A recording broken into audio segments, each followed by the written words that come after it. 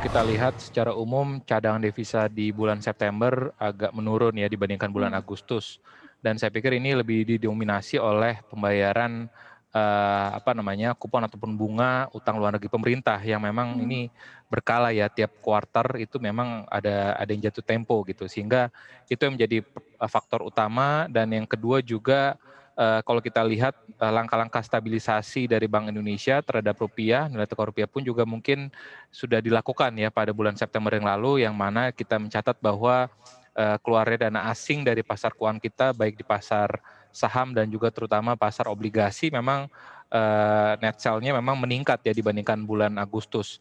Dan sementara itu juga volatility dari nilai tukar rupiah pun juga agak sedikit meningkat, sehingga mungkin penurunan dari CADEV pada bulan September itu pun juga dipengaruhi juga oleh langkah-langkah stabilisasi dari Bank Indonesia untuk menstabilkan rupiah sepanjang bulan September yang lalu. ya. Anda melihat apa sebetulnya yang membuat capital outflow terjadi cukup besar di bulan lalu, Pak Joshua? Ya, saya pikir memang faktor eksternal masih mendominasi. Yang pertama adalah kepastian dari additional US fiscal stimulus ya, ini kan Mmm, dan tadi malam pun juga berita dari US bahwa Presiden Trump berencana untuk menunda ya ya, negosiasi dengan pihak ataupun dari faksi Demokrat ya terkait dengan stimulus fiskal yang rencananya akan ditambah gitu ya. Dan mmm, yang kedua juga masih terkait juga dengan bagaimana kita lihat perkembangan dari COVID sendiri ya di dalam negeri sendiri, ini kita lihat masih tren kasusnya meningkat, sehingga ini pun juga turut mempengaruhi juga kinerja perekonomian khususnya di kuartal 3, sehingga itu pun juga saya pikir menjadi salah satu faktor yang turut mempengaruhi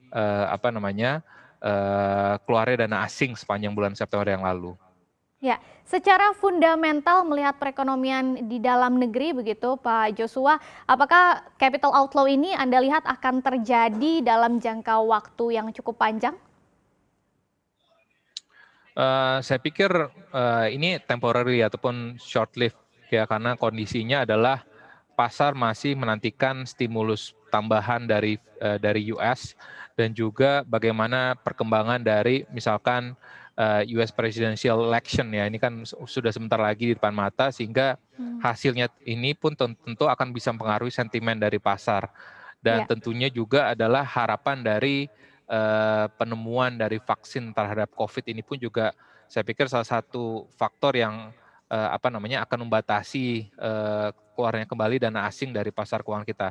Namun demikian, meskipun kita lihat memang tren dari investor asing memang cenderung keluar, tapi mmm, struktur investor domestik kita ini justru meng-offset ya. Artinya di tengah tadi keluarnya dana asing, justru dan investor domestik ini justru malah meningkat. Dan ini saya mmm. pikir struktur kepemilikan dari investor domestik ya pada saham ataupun pada obligasi pemerintah Indonesia, ini saya pikir harus terus dipertahankan, sehingga ke depannya kita harapkan apabila terjadi shock baru lagi ke depannya, Mmm, vulnerability dari pasar keuangan kita pun juga akan lebih lebih rendah gitu ya, kalau tadi struktur investor domestiknya ini terus kita dorong ya. Dan ini saya pikir akan tetap menjaga ya tadi stabilitas nilai tukar rupiah, dan mmm. juga akan tetap menjaga juga harga obligasi kita tetap sesuai dengan fundamentalnya, seperti itu.